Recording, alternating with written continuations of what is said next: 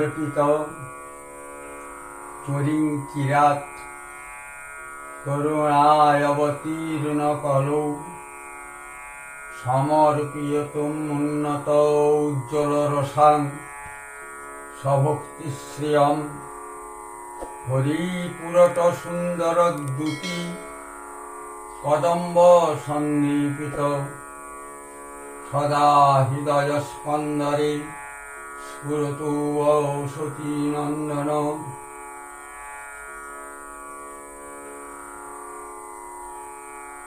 এই ভাবনিধি মহাপ্রভু আমার রাধার ভাব দ্যুতি নিয়ে অবতীর্ণ হয়ে তিনি জীব জগৎকে যে শিক্ষাষ্টক দান করে গেছেন, জীব জগৎকে শান্তির পথ দেখিয়ে গেছেন, তাতে শ্রী নামের মহিমা দিয়ে শুরু হয়েছে কৃষ্ণ সংকীর্তনম পরম বিজয়তে। সমস্ত সাধনার ফল, সমস্ত সাধনার শক্তিগুলি মূর্তিমান হয়ে যারা নাম জপ করছে, যারা কৃষ্ণ সংকীর্তন করছে, তাদের কাছে পুষ্পাঞ্জলি অর্পণ করছে। সমস্ত সাধনার ফল তারা লাভ করছে। তাতে এই যে সর্বাত্মনং সনাতনং, আমাদের বহু দেখা থেকে বন্ধন, এই বন্ধন মোচন হয়, এক আত্মাতে বিশ্বাসী হয়। মহাপ্রভু যেটি সনাতন শিক্ষায় বলেছেন, অদ্বয় জ্ঞান তত্ত্ব কৃষ্ণ পূর্ণ ভগবান। এই সর্বাত্ম সনাতন স্নান করে, সর্বাত্মার বিনাশ করে, স্নান করিয়ে একাত্ম বোধ করে, বহু একত্রে মিলন করে শ্রীকৃষ্ণ সংকীর্তনকে জয়যুক্ত করেছেন। তারপরে কিভাবে নাম করতে হয় তার পথ নির্দেশ দিয়েছেন। দিতেই নাম কিভাবে প্রেমপূর্ণ ভাবে করতে হয়, নামে কেমন ভাবে প্রেমের বিকার আসে, সেই দিক দর্শন করিয়ে তিনি রাধা ভাবে ডুবে গেলেন। এটি আজকে যেটি পাঠের বিষয়বস্তু, সেইটি শিক্ষাষ্টকের অষ্টম শ্লোক। আশ্লিষ বা পাদরতাং পিনষ্টু মাম অদর্শনান মর্মহতাং করতু বা যথা তথা বা বিদ্ধাতুলম্পটো মৎ প্রাণনাথস্তু স এব না পর। রাধা রানীর পরম উৎকর্ষতা ভাব, মহাভাব, এই তিনি আস্বাদন করছেন।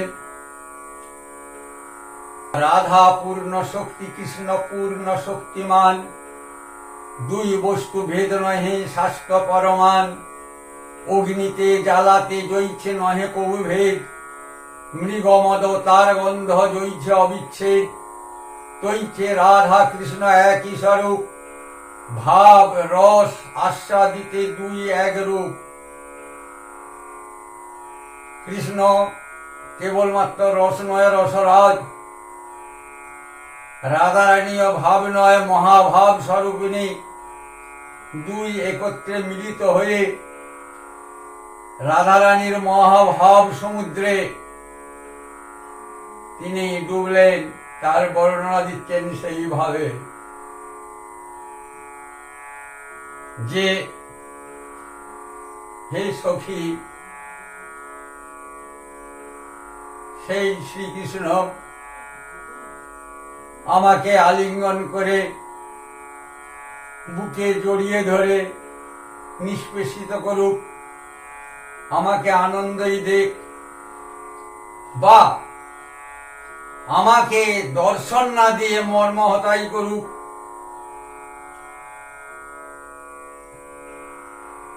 সে যেখানে সেখানে থাক, সে লম্পট যথা তথা যাক, তাতেও কোনো আপত্তি নাই।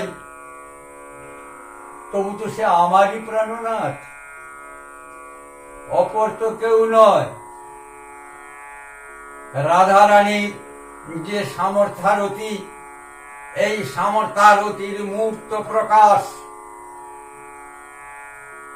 নায়িকা ভেদ কথনে নায়িকাকে 3 ভাগে ভাগ করা হয়েছে। এক ভাগ হলো সাধারণিকা, তারা নিজেদের সুখ চায়,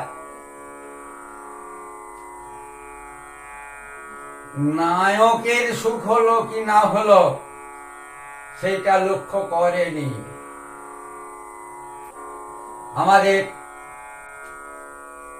আমাদের ভক্তদের মধ্যেও এইরকম কিছু কিছু ভক্ত আছে, তারা নিজেদের মান যশ প্রতিষ্ঠা এই দিকে ধাবিত হয়, গোবিন্দ ভজন করে মুক্তির জন্য, মোক্ষের জন্য।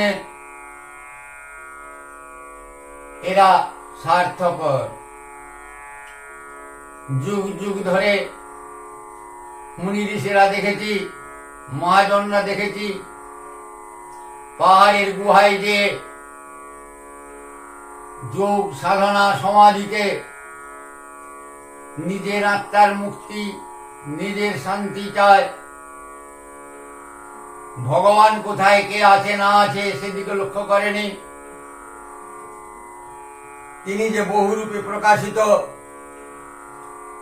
মায়াবদ্ধ জীব অসীম দুঃখ কষ্টের মধ্যে আছে, তারা নিজেদের স্বরূপ হারিয়েছে। কৃষ্ণ ভুলি জীব হয় অনাদি বহির্মুখ, অতএব মায়া তারে দেয় সংসার দুঃখ।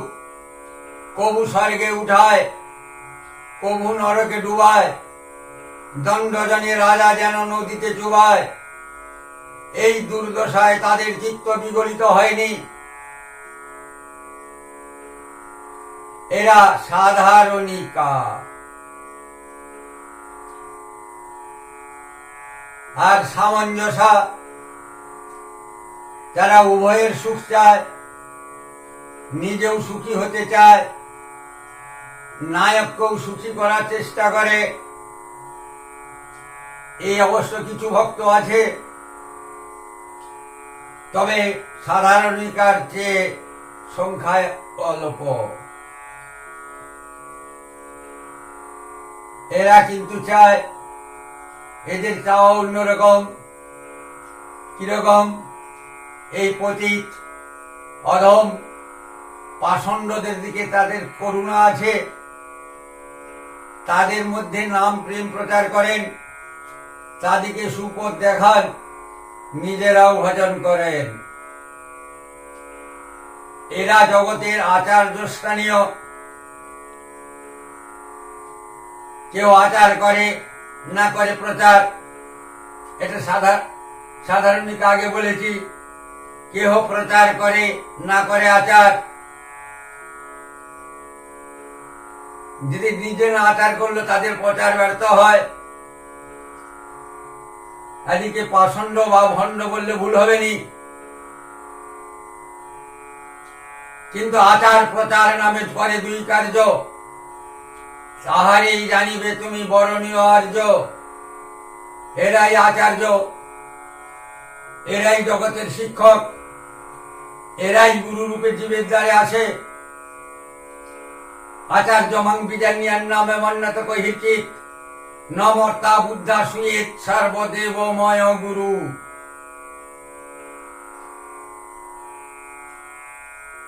এরপরের যে সেটি হলো সাধারণিকার পর সামঞ্জস্য, সামঞ্জস্যার পর সামর্থ্য।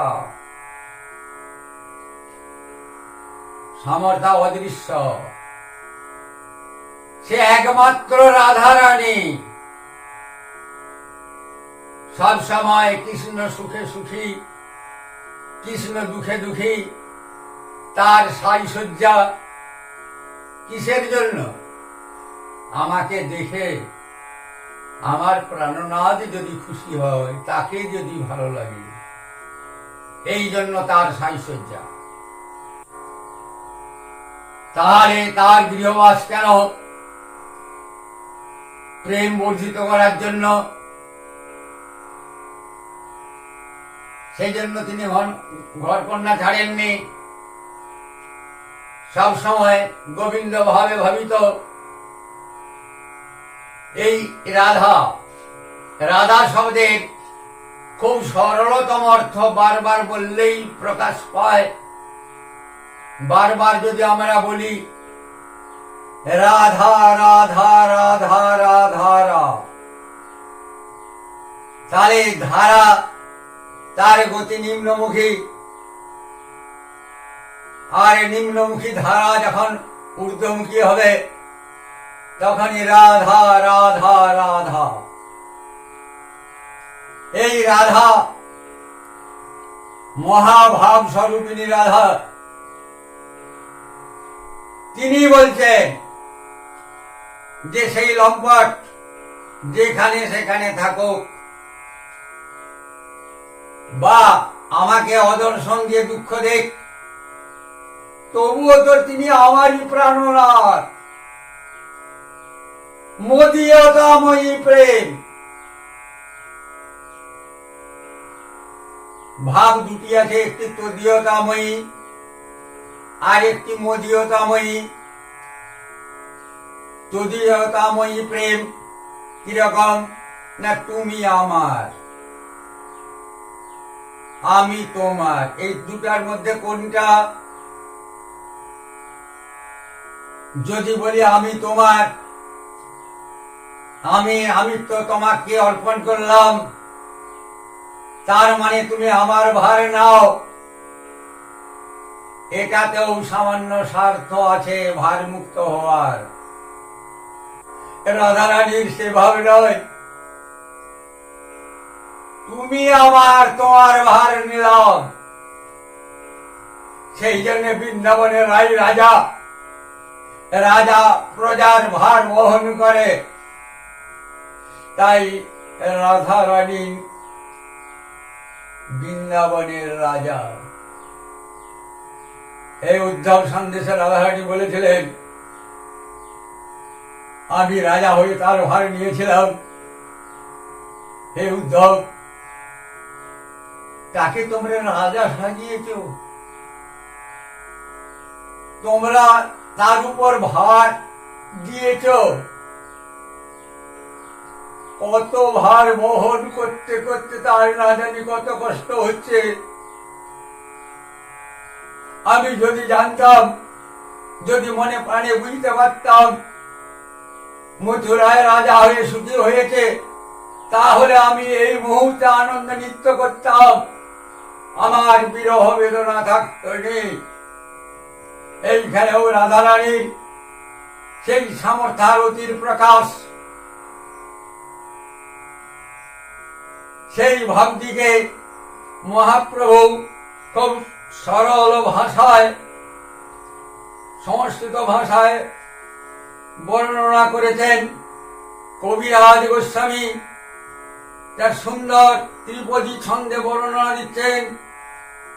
সখী হে, শোনো মোর মনের নিশ্চয়, কিবা অনুরাগ করে, কিবা দুঃখ দিয়া মারে মোর প্রাণেশ্বর কৃষ্ণ, অন্য ন। ছাড়ি অন্য নারীগণ মোর বস্তনুমন, মোর সৌভাগ্য প্রকট করিয়া তা সবারে দেয় পীড়া, আমাসনে করে পীড়া সেই নারীগণে দেখাইয়া।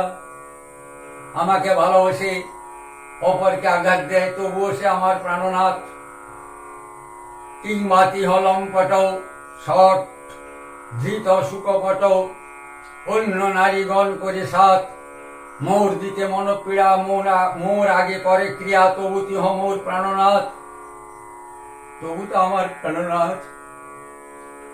নাগরী আপদ দুঃখ সবই বাঞ্ছি তার সুখ, তার সুখে আমার তাৎপর্য, মরে যদি দিলে দুঃখ হয় তার মহাসুখ, সেই দুঃখ মম সুখ বর্জ।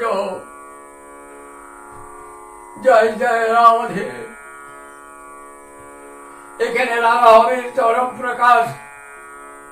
আমাকে দুঃখ দিলে আমার প্রাণনাথ যদি সুখী হয়, সেই দুঃখটাও আমার কাছে সুখ। এহেন সমর্থারতি জগতে বিরল, রাধা এই কমেব দ্বিতীয়া।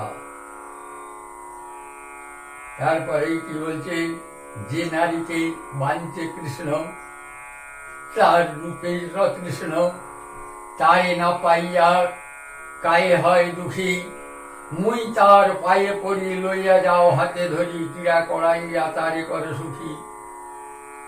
কান্তা কৃষ্ণে করে রোষ, কৃষ্ণ পায় সন্তোষ, সুখ পায় তারণে ভৎসনে, যথাযোগ্য করে মান, কৃষ্ণ তাতে সুখ পান, ছাড়ে মান অল্প সাধনে।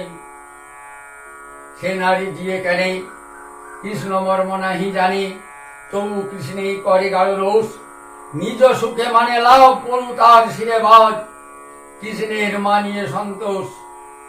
হেন অমৃত পানে সবে করে আলিঙ্গনে, চিত্তে যার আছে প্রেমোল্লাস, প্রেম রস মধুগন্ধে, ধায় সবে নানা রঙ্গে, সদা সুখে করিতে বিলাস। যে গোপী মোরে করে দেশে, কৃষ্ণের করে সন্তোষে, কৃষ্ণ আরে করে কবিলাস, মুই তার ঘরে যাইয়া তারে সেব দাসী হইয়া, তবে মৌর সুখের উল্লাস। এই ঘটনা মান লীলায় ঘটেছে। আমরা লীলা কীর্তনে শুনি, চন্দ্রাবলীর কুঞ্জে নিশি যাপন করে প্রভাতে গেছেন, রাধার কুঞ্জে, তাতে রাধারানীর মান হয়েছে। তখন সখীদের মধ্যে কথাবার্তা হচ্ছে, বিশাখা বলছে যে চন্দ্রাবলীর কুঞ্জে যে যদি কৃষ্ণের সুখ হয়, তোর মানের কারণ কি? তখন রাধারানী হাহাকার করে কাঁদছে, চন্দ্রাবলী যদি সুখ দিতে পারে, তিনি কেন আমাকে বললেননি? সে আমাকে যদি বলতো, রাধে আমি চন্দ্রাবলীর সেবায় সুখী, আমি চন্দ্রাকে গুরু করতাম, তার কাছে কৃষ্ণ সেবা শিখে দিতাম, কৃষ্ণকে সুখ দেওয়ার কৌশল জানতাম। আমার এই জীবন ব্যর্থ হলো। চন্দ্রাবলী যদি আমার গোবিন্দকে সুখ দেয় দিতে পারত, তাহলে চন্দ্রাবলীর কুঞ্জ হতে আমার কুঞ্জে এসেছিলেন কেন? তাই বুঝলাম চন্দ্রাবলী সুখ দিতে ব্যর্থ হয়েছে, তবু সে তার কুঞ্জে যায়, ব্যর্থতায় হতাশে নিশি কাটায়। সেই জন্যই আমার মান, রাধার মান। রাধা কত বড় তার মান, রাধার মান কতখানি তার মান, রাধার পরিমাণ কতখানি মান। এই মান জানা যায় রাধার মানে। এই রাধারানী এক অদ্বিতীয়। অনেকেই বলে রাধা ভাব অবলম্বন করলে রাধা হওয়া যায়, বড় হাসির কথা। বিরজা থেকে এই পর্যন্ত কেউ ওই স্থান অধিকার করতে পারেনি। আজ পর্যন্ত রাধারানী একাই আছে। শুধু রাধা কেন, যে কোনো একটা গোপীদের যা প্রেম, সে কি কল্পনা করা যায়? রাধারানী সমস্ত গোপীর শ্রেষ্ঠা। আমার এই ভজন হচ্ছে গোপী আনুগত্য ভজন। গোপী আনুগত্য বিনে গোবিন্দ ভজনে ব্রজেন্দ্র নন্দন কৃষ্ণ লাভে, রাধা গোবিন্দ ভজনে দ্বিতীয় কোনো পথ নাই, কোনো পথ নাই, কোনো পথ নাই। জয় জয় রাধে, জয় জয় রাধে, জয় জয় রাধে। সুষমা মুখমণ্ডলা শ্রুতিকান্তি মনোহরম বরাঙ্গ রত্নভূষিতাম নমামি কীর্তিদা সুতাম।